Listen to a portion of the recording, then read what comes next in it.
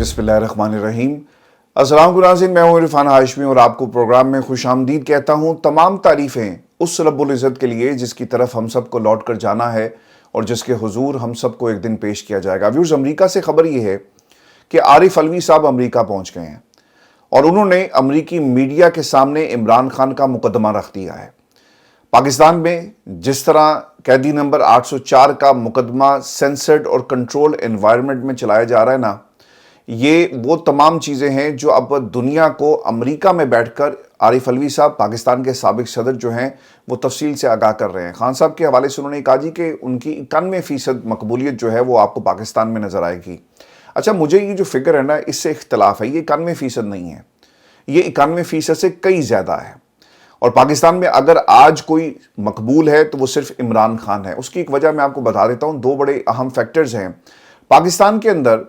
इमरान खान के मुखालफिन की तकरीरें उनका नाम लिए बगैर मुकम्मल नहीं होती। अगर वो नाम ना भी लें तो कम से कम वो इशारों में ज़रूर कहेंगे कि कैदी नंबर 804 या वो जो जेल में बैठा हुआ है, देखो उसने क्या किया। मरियम की ये जो परसों की तकरीर आप उठाकर देख लें, उसमें भी इमरान खान का आपको नाम और तस्करा जो है वो नज़र आता है। और उन्होंने एक गरूर और तकब्बुर में डूबा हुआ एक जुमला इमरान खान के हवाले से कहा, यानी इमरान खान का नाम लिए बगैर आप अपनी सियासत की दुकान भी नहीं खोल सकते। और दूसरी तरफ पाकिस्तान के अंदर टॉक शोस में जितने भी खुद साख्ता बीरबल आपको नजर आएंगे, तज्जियाकार नजर आएंगे, वो भी इमरान खान पर तनकीद करने के लिए बिठाए गए। इनकी पूरी की पूरी सियासत इमरान खान के गिर्द रिवॉल्व कर रही है। तो ये सर 91% जो मकबूलियत है ये इससे कहीं ज़्यादा है। एक अवाम के अंदर मकबूलियत, बल्कि सियासी मुखालफिन के अंदर भी इमरान खान की आपको मकबूलियत नजर आएगी। दूसरी चीज़, जो आपका दुश्मन आपकी तारीफ कर रहा है। बहुत सारे लोगों ने नून लीग में टीवी पर बैठकर ये कहा, सहाफ़ियों ने कहा कि हमें तवक्को नहीं थी कि इमरान खान ये जेल काटेगा और बहुत जल्दी टूट जाएगा, लेकिन उसने हम सबको हैरान कर दिया। अब ये हैरान हुए पहले और अब ये परेशान होने के लिए भी तैयार हो जाएं, क्योंकि इमरान खान की जहां मकबूलियत हमें पाकिस्तान में नज़र आ रही है, बल्कि इमरान खान की मकबूलियत आपको अमरीकी कांग्रेस के अंदर भी नज़र आएगी और बहुत सारे कांग्रेसमैन इमरान खान की रिहाई का मुतालबा कर रहे हैं। व्यूअर्स, इस टाइमिंग को याद रखिएगा, जब अमरीका में क़यादत तब्दील हुई, अमरीका का मौजूदा सदर और पाकिस्तान का साबिक सदर वहाँ पर मौजूद है और वो इमरान खान के जेल में होने वाले सलूक के हवाले से दुनिया को ब्रीफ कर रहे हैं। आरिफ अलवी ये भी कहते हैं कि डेमोक्रेटिक चेंज पर पाकिस्तान में इमरान खान यकीन रखते हैं। पाकिस्तान इलेक्शन कमीशन ने 8 फरवरी को बदतरीन धांधलीज़दा इलेक्शन करवाया। सबसे जो इंपॉर्टेंट चीज़ है जी, इस धांधलीज़दा इलेक्शन के हवाले से यूएसएड का पाकिस्तान में पैसा आता है और आरिफ अलवी साहब ने ये क्लेम किया कि बहुत सारा पैसा जो यूएसएड ने पाकिस्तान को दिया, उसी मुल्क में जमहूरियत को कंट्रोल करने के लिए एक इलेक्शन कमीशन है और उसने इंतखाबात के अंदर बदतरीन धांधली की। अब अमेरिका में ऑलरेडी ये बहस जो चल रही है यूएसएड के हवाले से, और ख़ासतौर पे पाकिस्तान में जितने भी आपको गोस्ट स्कूल्स नजर आएंगे, सिंध में इनका हवाला दिया जा रहा है ना। आप जाकर बिलावल जरदारी साहब को पूछें, आसिफ अली जरदारी को पूछें और आसफा भुट्टो से पूछें कि तस्वीरें उतरवाने से पाकिस्तान का इमेज बेहतर नहीं होगा। दुनिया आपको देख रही है, चैंपियंस ट्रॉफी हो रही है, तो चलें, अच्छी अपॉर्चुनिटी है। जो शाही बच्चे हैं उनको ये मौका दिया जाए कि वो जाएं और जाकर पाकिस्तान की नुमाइंदगी करें। पाकिस्तान की नुमाइंदगी किस तरह हो रही है? वीवीआईपी बॉक्सेस में बैठकर आप पाकिस्तान का जमहूरी चेहरा कभी भी बना नहीं सकते। अब ये जो यूएसएड का मामला है ना, सिंध के अंदर जितनी भी आपको इमदाद मिलती है, स्कूलों पे खर्च हुई नहीं हुई, अमेरिका आपसे हिसाब लेगा। अमेरिका में तो ये बहस शुरू हो गई है और इमदाद को बंद कर दिया गया। अब आरिफ अलवी साहब ने ये जो नुक्ता उठाया, यकीनन वहाँ पर जो कांग्रेसमैन है उनसे भी बात होगी कि यूएसएड का पैसा पाकिस्तान जाता है और हमने पैसा जमहूरियत को दिया था ताकि आवाम पर खर्च हो सके। यूएसएड क्यों दी जाती है? ताकि इदारे जो आवाम की फलाह व बहबूद के लिए काम करते हैं उन्हें मजबूत बनाया जा सके। इस तरह की सेटिंग्स लेकर आएँ जिसमें आवाम को फ़ायदा हो सके, लेकिन ये पैसा आवाम तक पहुँचता नहीं है। उसकी वजह क्या है जी कि जब जमहूरियत के अंदर नुमाइंदगान आपके जमहूरी लोग नहीं होंगे ना और कुछ ख़ानदान होंगे, तो वो पैसा आवाम तक कैसे पहुंचने देंगे? और इसीलिए इलेक्शन कमीशन का वो हवाला देते हुए आपको नज़र आते हैं कि ये पैसा पाकिस्तान में धांधली के लिए इस्तेमाल किया गया। अमेरिका कहता है ना कि जमहूरियत लेकर आओ। क्यों? कि जो हम तुम्हें पैसा दे रहे हैं, आवाम के नुमाइंदे जब मुंतखब होकर आएंगे तो फिर वो आवाम पर खर्च करेंगे, क्योंकि आवाम ने उनसे सवाल करना है। यहाँ पर शख्सियात पाकिस्तान का फैसला करती हैं اور کچھ خاندان پاکستان کے اندر یہ جو امیج اس وقت پوری دنیا کو جا رہا ہے کہ آصفہ بھٹو، آصف علی زرداری، پورا خاندان آپ کو جو ہے وہ چیمپئنز ٹرافی کے موقع پر نظر آ رہا ہے. یہی ہماری ڈیموکریسی کا اصل چہرہ ہے جو دنیا کے سامنے ہے. پھر عارف علوی صاحب نے یہ بھی کہا کہ پاکستان جمہوری بنیادوں پر وجود میں آیا لیکن بعد میں ملٹری کنٹرول میں چلا گیا. اب اس ایک جملے میں نا آپ کو 77 سالہ جمہوریت کا جو قتل ہوا ہے نا، آپ کو یہ پوری آگاہی ملے گی کہ یہ قتل کب کس نے کیسے کیا. اب اگر غور کریں نا تو جو بھی عامر آیا پاکستان کی اس 77 سالہ تاریخ کے اندر، شروع میں ان سب کا یہی خیال تھا کہ ہم ہمیشہ رہیں گے. آپ دیکھ لیں کہ فوجی ڈکٹیٹر ایوب خان صاحب آئے، ان کا بھی یہ خیال تھا نا کہ میں ہمیشہ رہوں گا، لیکن کرتے کرتے پاکستان کی عوام جو تھی آخر کار نعرہ ان کے خلاف لگا اور پاکستان میں بچوں نے یہ نعرے لگائے، اور وہ ڈکٹیٹر جس نے ہمیشہ پاکستان میں رہنے کا خواب دیکھا، اس کا خواب وہ ٹوٹ جاتا ہے. پھر جنرل ضیاء کے بارے میں بھی یہی تھا نا. ایک تو وہ واقعہ رونما ہوا جس کے بعد ان کی حکومت ختم ہو جاتی ہے کیونکہ وہ خود ختم ہو گئے، لیکن جو ان کی لیگیسی تھی آج بھی لوگ ان کے بارے میں کیا کہتے ہیں، یعنی ایک بدنما داغ پاکستان کی سیاست کے اندر، جمہوری روایات کا خون کیسے کیا. اور ابتدا میں ان کا بھی یہ خیال تھا کہ وہ ہمیشہ رہیں گے، اور انہوں نے اس کے لیے اپنا ایک پولیٹیکل فیس بنانا شروع کر دیا. مشرف صاحب کا بھی یہ خیال تھا، امریکہ کی سپورٹ جب تک رہی، ڈالرز آتے رہے، وار اگینسٹ ٹیرر پر آپ کام کرتے رہے، آپ کی حکومت کو کسی نے نہیں چھیڑا کیونکہ ان کو معلوم تھا کہ یار یہ باتیں ہماری مان لیتا ہے، ہم کہتے ہیں اڈے دو اڈے دے دیتا ہے. تو سر یہ آپ کو کسی بڑی طاقت کے ساتھ آپ گٹھ جوڑ کر لیں یا پھر آپ سیاسی جماعتوں کے ساتھ گٹھ جوڑ کر لیں اپنے پولیٹیکل فیس کو بنانے کے لیے، یہ ملک کے اندر عامروں نے ہمیشہ یہی کیا. ابتدا میں ان کو لگتا ہی ہے کہ ان کا اقتدار ختم نہیں ہوگا، لیکن آہستہ آہستہ ان کا زوال شروع ہو جاتا ہے. میں ہمیشہ یہ بات آپ کے سامنے رکھتا ہوں کہ جب کوئی چیز اپنے وجود سے بڑی ہو جاتی ہے نا تو پھر اس کے لیے چلنا پھرنا مشکل ہو جاتا ہے، پھر اس نے زمین پہ ہی گرنا ہوتا ہے. آپ کا جسم جو ہے جب اپنے ایک خاص سائز سے بڑا ہو جائے تو اوبویسلی پھر آپ کے لیے چلنا پھرنا مشکل ہو جاتا ہے. تو پاکستان میں آمریت کا بھی یہی حال ہے، طاقت کا بھی یہی حال ہے. لیکن انفارچونیٹلی ان لوگوں کے لیے، فارچونیٹلی فار پاکستان، کہ اس دفعہ جو کنسورشیم بنا ہے نا، گٹھ جوڑ جسے ہم کہتے ہیں، عام لوگوں کو سمجھانے کے لیے پاکستان کی سیاسی جماعتیں جو مدد فراہم کر رہی ہیں پاکستان کی اسٹیبلشمنٹ کو تاکہ ان کا ایک پولیٹیکل فیس بن سکے. مشرف صاحب کے بارے میں بھی کہا گیا، ایک جماعت آئی، اس کو کہا کہ چلیں آپ ہماری مدد کریں، اور مشرف صاحب کو ایسا فگر بنا کر پیش کیا گیا کہ تمام مسائل حل اگر کوئی کر سکتا ہے تو وہ پرویز مشرف صاحب ہیں، لیکن وہ پولیٹیکل فیس بن نہیں سکا کیونکہ پاکستان کی جمہوریت نے انہیں ایکسیپٹ نہیں کیا اور لوگوں نے ایک سٹرگل شروع کر دی. لیکن ویورز اب یہ ہوا ہے کہ اس حکومت کو بنے ہوئے اور گٹھ جوڑ کی جو حکومت ہے اور جس طرح سے مدد کے ساتھ یہ حکومت بنائی گئی، یہ نہ صرف ایکسپوز جلدی ہو گئی ہے بلکہ پاکستان میں طاقتور حلقے بھی بہت پہلے ایکسپوز ہو گئے. باقی تو عامر جتنے بھی آئے ہیں پاکستان کے اندر ان کو تو ایک وقت مل گیا اور کسی نے کسی کی سپورٹ حاصل تھی. جب ہم پاکستان کی موجودہ اسٹیبلشمنٹ کو دیکھتے ہیں تو یہ سپورٹ کہاں پر ہے؟ عوام کے درمیان آپ کو یہ سپورٹ نہیں ملے گی جس طرح کسی بھی عامر کو نہیں ملتی، اور دنیا میں امریکہ سے بھی آپ کو یہ سپورٹ نہیں مل رہی. تو اس سپورٹ کے لیے آپ کیا کریں گے؟ اور یہ پہلی دفعہ ایسا ہوا ہے، اس سے پہلے کبھی نہیں ہوا. And all credit goes to Imran Khan. اور یہ جو لوگ امریکہ میں عمران خان کا کیس لڑ رہے ہیں، خان صاحب نے پاکستان میں نسلوں کو جو ہماری ایک شعور دے دیا ہے نا، اب یہ ہمیشہ انہیں یاد رہے گا، اور اسی شعور کے میزان میں پاکستان کی آمریت کو اور لوگوں کو، شخصیات کو تول کر یہ نوجوان جو ہے وہ دیکھے گا. اور یہ پہلا موقع ہے نا کہ اب کامران ٹیسوری جیسے لوگوں کو کہنا پڑ رہا ہے، آپ کو فیصل واڈا جیسے لوگ جو ہیں وہ اسٹیبلشمنٹ کی سپورٹ میں آپ کو میدان میں نظر آئیں گے. جمہوری یہ لوگ اپنے آپ کو کہتے ہیں، ایک جمہوری جماعت جس کا یہ دعویٰ ہے کہ وہ جمہوری ہے، سندھ کے اندر آپ کو یہ جماعت نظر آئے گی، اس کی سیٹ پر یہ سینیٹر بن کر آئے، لیکن یہ بات پاکستان کی اسٹیبلشمنٹ کی کرتے ہیں. تو سر یہ چہرے، یہ باتیں ہمیشہ ہر دور میں رہی، لیکن اس دفعہ ہوا یہ ہے کہ یہ سب جلدی ایکسپوز ہو گئے اور لوگ جو ہیں ان کے حوالے سے بات کریں. اور اب تو پاکستان میں آرمی چیف سے لوگ اپنی کیپیسٹی کے مطابق اپنے انداز میں جو ہے وہ سوال کر رہے ہیں. قرآن مجید کا حوالہ دیا گیا، لوگوں نے بھی حوالے دینا شروع کر دیے، اور عورت کی ڈیفینیشن جو ہے وہ بیان کی جا رہی ہے. تو یہ بہت پہلے ہو گیا. اور دوسری طرف جو بیربل ہیں پاکستان کی اسٹیبلشمنٹ کے ترجمان، آپ کو ایک ڈیفرنٹ قسم کا پرسپیکٹیو اور ان کی سپورٹ میں میدان میں آتے ہوئے نظر آ رہے ہیں. تو یہ بہت جلدی ہو گیا. مشرف صاحب کا جو آخری دور تھا، جب کہا گیا کہ آپ ایک عہدہ رکھیں، آرمی چیف بنیں یا صدر بنیں، تو ان کی نظام کے اوپر گرفت کمزور ہو گئی.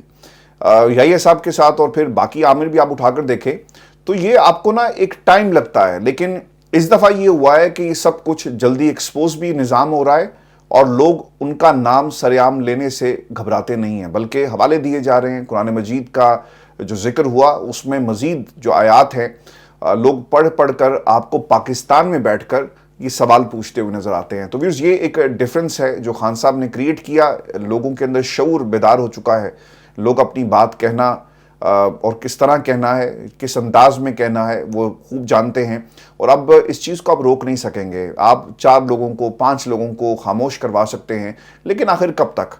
اور آپ یہ دیکھیں کہ دوسری طرف بھی لوگ ایکسپوز ہوئے، یہ سیاستدان بھی ایکسپوز ہو گئے. جس طرح یہ کرسیوں پر انہوں نے قبضہ کیا اور اپنے اقتدار کو آگے بڑھانے کے لیے، آج بھی مریم نے عمران خان کا نام لیا کہ جو جیل میں بیٹھے ہیں وہ اس کی کچھ وجوہات ہیں. آپ جو آزاد ہیں اس کی بہت ساری وجوہات ہیں.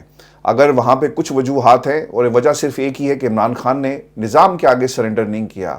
عمران خان پاکستان کے اندر عام آدمی کی جو سٹرگل ہے اس کے ساتھ وہ سٹرگل کر رہا ہے. عمران خان چاہتا ہے کہ جب ہم اقتدار میں آئیں تو عوام اقتدار میں آئے، خاندان اقتدار میں نہ آئے. عمران خان یہ چاہتا ہے کہ جب پارلیمان کے فلور پر فیصلے ہو رہے ہوں تو وہاں پر پاکستان کے طاقتور حلقوں کی آپ کو منت سماجت نہ کرنی پڑی کہ ہم نے فلاں بل پاس کروانا ہے تو آپ آ جائیں. تو پھر سر کیا ہوگا جب آپ ڈیل کرتے ہیں نا کسی سے، نظام میں بیٹھے ہوئے کسی فرد کے ساتھ، تو پھر آپ کو اس کی باتیں بھی ماننا پڑتی ہیں.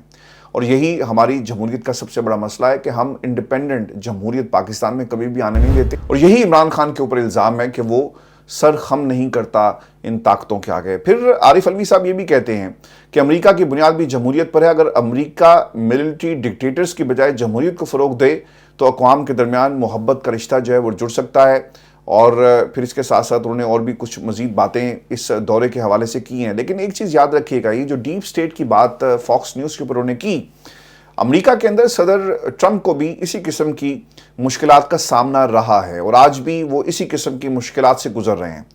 ایلن مسک کی تعریف کی ہے صدر عارف علوی صاحب نے کہ جو ایک زبردست قسم کا اتحاد بنا ایلن مسک کے ساتھ، اور اس کا فائدہ انہیں آنے والے دنوں میں امریکہ کی عوام کو کیسے ہوگا. تو سر یہ دورہ بہت ہی اہمیت کا حامل ہے. عارف علوی عمران خان کا کیس امریکہ میں لڑ رہے ہیں. میں آپ کو نا ایک خبر اور بھی دے دیتا ہوں، اور یہ خبر عمران خان کے حوالے سے جس طرح ان کے اوپر جعلی مقدمات بنائے گئے. عارف علوی صاحب نے اب اس کیس کو آبویسلی امریکہ میں مختلف جو کانگریس مین سے ان کی ملاقات ہو رہی ہے اس کے اوپر اس کو مزید آگے بڑھایا جائے گا، اور ڈونلڈ ٹرمپ سے باقاعدہ طور پر ریکویسٹ کی جائے گی کہ وہ پاکستان کے حالات اور خاص طور پہ جو انسانی حقوق کی خلاف ورزیاں ہو رہی ہیں کوئی چینل کریٹ کیا جا سکے جہاں پر اس کو دیکھا جا سکے، اور امریکہ اثر نو جو ہے وہ پاکستان کے ساتھ تعلقات کا جائزہ لے. اور خاص طور پہ جو عمران خان کا کیس ہے.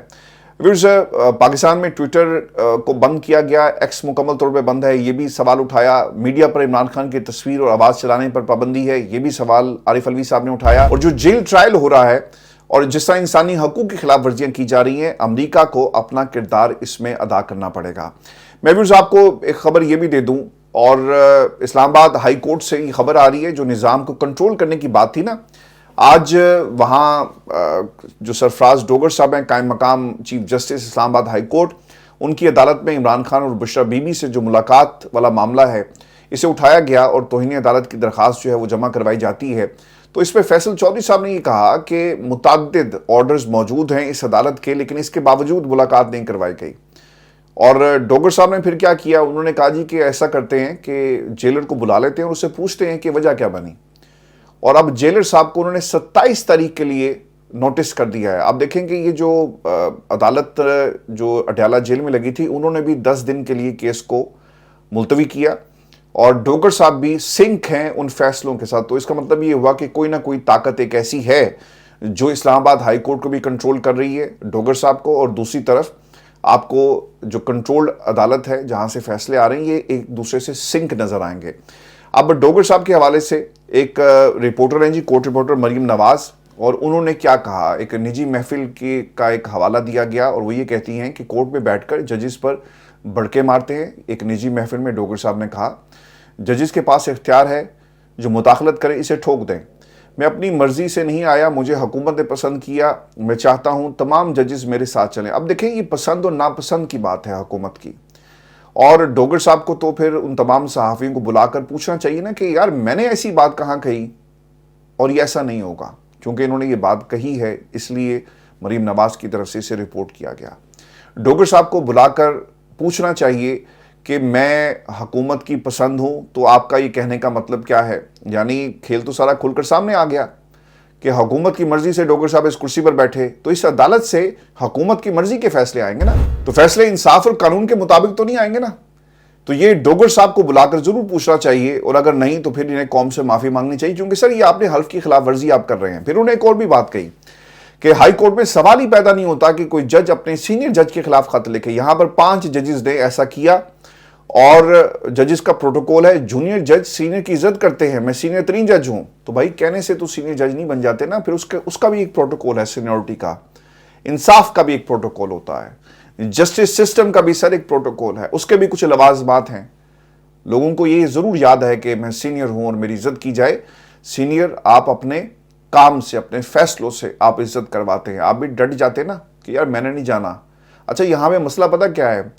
اگر آپ جسٹس نسیم حسن شاہ کا وہ ایک جملہ یاد کر لیں تو آپ کو آسانی ہو جائے گی۔ وہ یہ کہتے ہیں کہ اگر ایک جج انکار کرے گا نا تو دوسرا تیار ہے، دوسرا انکار کرے گا تو تیسرا تیار ہے۔ تو سر یہاں پر تو کئی لوگ ہیں جو ایک طرح سے خدمت کرنے کے لیے آپ کو مل جائیں گے۔ تو جو جج جسے پروٹوکول مل رہا ہوتا ہے کہتا ہے یار میں تو پروٹوکول حاصل کروں، میرے بچے تو سکھ کا سانس لیں گے، مجھے تو پروٹوکول ملے گا۔ یہ پروٹوکول ہر قسم کا ہے، آپ کو ریاستی پروٹوکول ملے گا، آپ کو پاکستان کی اسٹیبلشمنٹ کا پروٹوکول ملے گا، آپ کو ہر لیول پروٹوکول ملے گا۔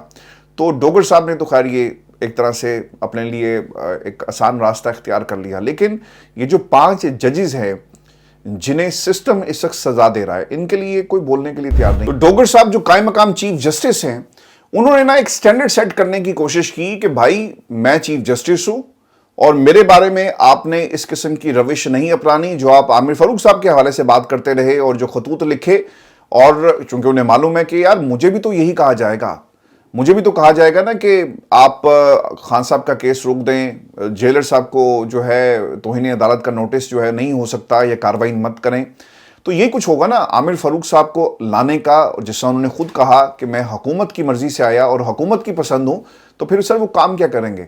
تو وہ ایک بینچ مارک سیٹ کرنا چاہتے ہیں کہ آپ نے میرے بارے میں اس قسم کی بات نہیں کرنی، چونکہ لاہور ہائی کورٹ میں ایسا نہیں ہوتا تھا۔ لیکن سر اب یہ جو 5 ججز ہیں اپنی جنگ لڑ رہے ہیں، ستم ظریفی سسٹم کی دیکھیں جہاں پر یہ 5 ججز اپنی سینیورٹی کا معاملہ سپریم کورٹ آف پاکستان کے سامنے لے کر گئے، وہیں پر 40 کے قریب ڈسٹرکٹ جوڈیشری کے ججز کی سینیورٹی کی کیسز بھی انہی لوگوں کے سامنے اب لگے ہوئے ہیں۔ تو فیصلہ کیسے ہوگا؟ بر وقت ہوگا، اور کل کو شاید یہ بھی کہا جائے ان ججز کی طرف سے کہ یار ہم تو اپنی سینیورٹی کا رونا رو رہے ہیں، تو ہم اس کیس کو کیا سن سکتے ہیں۔ تو یہ سر اس نظام کی آپ کے سامنے یہ نظام کیسے ایکسپوز ہو رہا ہے، یہ سب سے بڑی دلیل ہے۔ دوسری طرف یہ صرف اسٹیبلشمنٹ ایکسپوز نہیں ہوئی، یہ پاکستان میں سیاستدان ایکسپوز نہیں ہوئے، یہ ہاؤس آف شریف کا پورا کنبہ، آصف علی زرداری کا پورا خاندان ایکسپوز نہیں ہو رہا، یہ بلکہ پورا نظام، ججز، سہولت کار، صحافی، عمران خان نے سب کو ایکسپوز کر دیا، اور اب کوئی بچے کا نہیں، اور بہت جلدی ہو رہے ہیں، اور اس کا ڈراپ سن بھی اتنی جلدی ہوگا، آپ کو 8 10 برس انتظار نہیں کرنا پڑے گا، یہ گٹھ جوڑ جلدی ایکسپوز ہوگا۔ آپ کو یاد ہے نا اس ملک کے اندر ہائی کورٹ کو آپ نے ادھیڑ دیا جب ایک جج نے کہا کہ جناب 3 جو حلقے ان کا ریکارڈ لے کر آئیں، فارم 47 کا اور 45 کا، تو آپ نے کیا کیا؟ آپ نے اس کو اٹھا کر اس کی ڈگری کو پرکھنا شروع کر دیا۔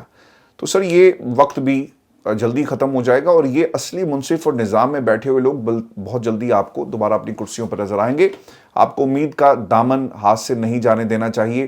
بعض لوگ مجھے اکثر یہ کہتے ہیں کہ سر اچھا ہے چلیں، امید تو آپ دلا دیتے ہیں نا، کہ سر امید اگر پاکستان کی عوام کو اگر ہم نہیں دیں گے اور سچ بولنے کے ساتھ ساتھ حالات کا صحیح تعین نہ کریں، جائزہ نہ لیا جائے، تو پھر میرا خیال ہے کہ یہ جو سٹرگل ہے جمہوریت کی بحالی کے لیے، جو کوشش ہے، اس کا کوئی فائدہ نہیں ہے، کیونکہ وقت مشکل ضرور ہے پاکستان کی عوام کے لیے، لیکن بہت جلدی یہ وقت گزر جائے گا۔ اگر اچھا وقت نہیں رہا نا تو سر برا وقت بھی نہیں رہتا، اور بہت جلدی یہ وقت جو ہے یہ بدلے گا۔ بلوچستان سے ایک انتہائی افسوسناک خبر آپ کے ساتھ ہم شیئر کریں، اور شاید یہ سیاستدان سمجھتے نہیں ہیں، جھوٹ بولتے ہیں پاکستان کی عوام سے، جھوٹے ہیں، ان کے اوپر بھی کوئی قانون جو ہے وہ لاگو ہونا چاہیے۔ فضل الرحمان صاحب بھی کہتے ہیں کہ جناب بلوچستان کے اندر حالات ٹھیک نہیں ہے، دہشت گردی، انہوں نے پارلیمان کی فلور پہ کھڑے ہو کے بات کی نا، کسی ٹویٹر پر، کسی کسی بھی پلیٹ فارم کوئی ایسا نہیں تھا جو عوام کی نمائندگی نہیں کرتا. عوام کی نمائندگی کرتا ہے یہ عوام, جہاں پہ کھڑے ہو کر وہ یہ کہتے ہیں کہ جناب پاکستان میں دہشت گردی سر اٹھا رہی ہے. مالک صاحب کچھ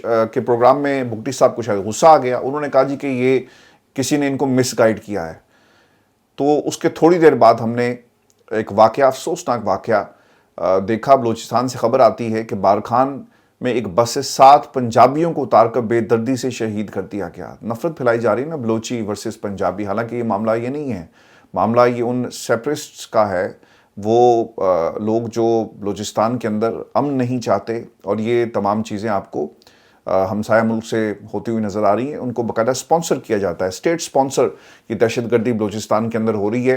اور بھارت نے جس طرح ان کے جاسوس پکڑے جاتے ہیں, یہ کردار ہمیشہ سے ادا کیا. تو آپ دہشت گردی کو روکنے میں ناکام رہے, اپنی ناکامی کو تسلیم کرنے کے بجائے آپ جھوٹ بولتے ہوئے نظر آئیں گے. یہ فضل الرحمان صاحب کا سے معاملہ نہیں ہے کہ وہ آپ کو بتا رہے ہیں دہشت گردی ہو رہی ہے. پچھلے 77 برسوں سے ہم نے تو اپنی زندگیوں میں, اور ہمارے جو بڑے اللہ کے پاس چلے گئے, انہوں نے بھی اپنی زندگیوں میں بلوچستان میں امن آتے ہوئے کبھی نہیں دیکھا. تو ایسا لگتا ہے کہ بلوچستان شاید نو گو ایریا ہے, جہاں پہ آپ جا نہیں سکتے. لوگ احتجاج کر رہے ہیں, لوگوں کو پکڑ پکڑ کر گاڑیوں سے اتار کر شہید کیے جا رہے ہیں. سر یہ پہلا واقعہ تو نہیں ہے نا. اور بگٹی صاحب یہ کہتے ہیں کیونکہ انہیں پاکستان کی اسٹیبلشمنٹ کی سپورٹ بھی ہے, آصف علی زرداری کا بھی آشیرواد حاصل ہے, تو یہ اپنی کرسی میں بیٹھ کر, یہ ہے پولیٹیکل فیس ان طاقتوں کا جو آپ کو محمد مالک صاحب کے پروگرام میں نظر آیا بولتا ہوا, اور سرفراز بگٹی صاحب کی شکل میں آپ کو ملے گا. پاکستان کی میں جو ہونے والی دہشت گردی ہے اس کے اوپر یہ سچ نہیں بولتے, جھوٹ بولتے ہیں. سر واقعہ سنے ہوا کیا ہے. رات کو جب بس بارکھان پہنچی تو مسلح افراد نے سڑک بلاک کر کے بس روک دی, تمام مسافروں کے شناختی کارڈ چیک کیے, اور صبح پنجاب کے 7 رہائشیوں کو بس سے اتار کر اپنے ساتھ لے گئے. بس کوئٹہ سے فیصل آباد جا رہی تھی. ذیشان مصطفیٰ کا کہنا تھا کہ میرا شناختی کارڈ انگریزی میں تھا, اس لیے مسلح افراد شناخت نہیں کر سکے. میرا تعلق بھی پنجاب سے ہے, جس کی وجہ سے میں اپنی جان بچانے میں کامیاب رہا. لیکن ذیشان کو بھی مار دیتے. اللہ تعالیٰ سر بچانے والا ہے. اللہ تعالیٰ پاکستان میں ہر شہری کو اپنے حفظ و ایمان میں رکھے. اور ایک بہت ہی دکھی وہاں پہ ایک مسافر تھا جس نے کہا کہ میرے بھائی کو لے کر چلے گئے اور میری آنکھوں کے سامنے اسے مار دیا. تو ہم پاکستان کا کیا امیج پیش کر رہے ہیں, کوئی ان سیاستدانوں سے پوچھے. انہوں نے تو سر اپنی عمر پوری کرنی ہے, کسی کا ٹینیور پورا ہوگا, کسی کی سیاسی عمر پوری ہوگی, لیکن پاکستان میں تو سر ہمیشہ رہنا ہے. یہ لوگوں نے رہنا یا نہیں رہنا, اس کا فیصلہ پاکستان کی عوام کو کرنا ہے. اپنا خیال رکھیے گا, اجازت دیجیے, اللہ نے کے بعد.